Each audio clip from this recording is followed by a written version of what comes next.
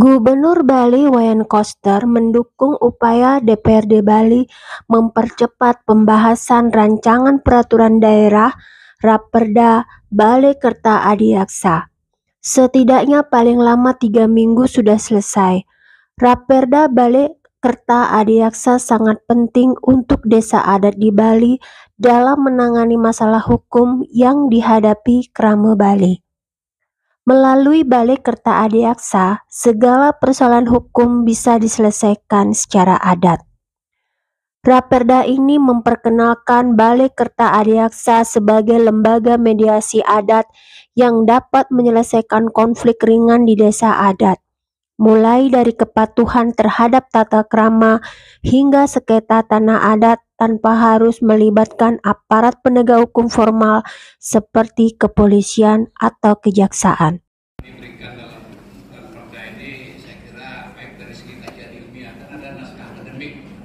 Saya kira kalau setiap regulasi yang kita buat ada naskah akademiknya, sudah jalan sosialisasinya, mekanismenya sudah jalan, itu hadir ya para pemikir saya kira. Karena itu pandangan saya sederhana aja. Yang pertama kita harus melihat menimbang. Justru menimbang itu kan sudah jelas kan. Mengapa lembaga Kerta Adiaksa ini harus hadir kan begitu? Bahwa kearifan lokal ya maupun warisan budaya leluhur kita itu sudah luar biasa disampaikan sebagai tolak ukur atau sebagai parameter kita menyelesaikan konflik yang sifatnya alternatif. Ada namanya dispute alternative resolution. Itu yang kemudian yang kita sekarang jadi restoratif justice.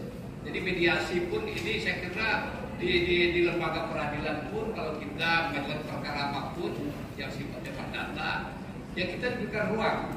Perkara berat pun bahkan itu diberikan ruang kita para pihak itu untuk hadir melakukan mediasi yang waktunya diberikan tahun hari.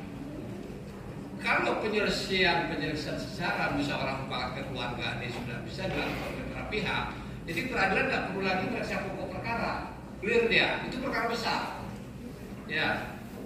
Jadi itu salah satu pertimbangan mengapa hadir lembaga ini. Yang kedua di menimbang pun itu dalam lembaga hadirnya lembaga Adiaksa ini ada aparat penegak hukum, ada yang paham hukum, itu ceritanya.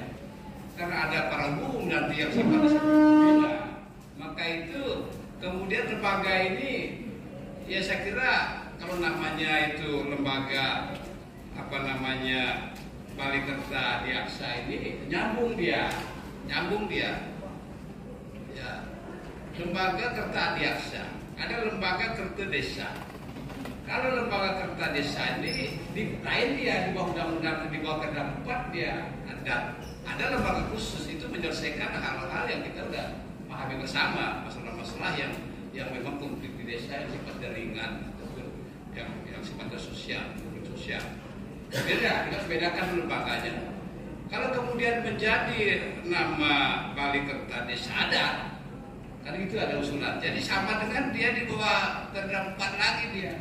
Unsur-unsur penegakan hukum itu tidak ada, tidak hadir dia. Makanya harus beda dia. Nah, saya kira kalau saya udah pom ini bahwa ini harus beda. Balai Kerta Desa dengan lembaga Kerta Desa dengan Balai Kerta Desa Adiaksa. Ini sebenarnya kita bersyukur karena ada lembaga penegak hukum yang hadir memberikan peduli dalam kehidupan dalam aspek adat kan begitu. Jadi terus membantu memberikan ilmunya yang dimiliki dalam konteks penegak hukum. Nah kalau saya lihat dari menimbangnya itu, sehingga lembaga ini lembaga yang sifatnya kemudian menyelesaikan konflik yang juga ada di luar adat.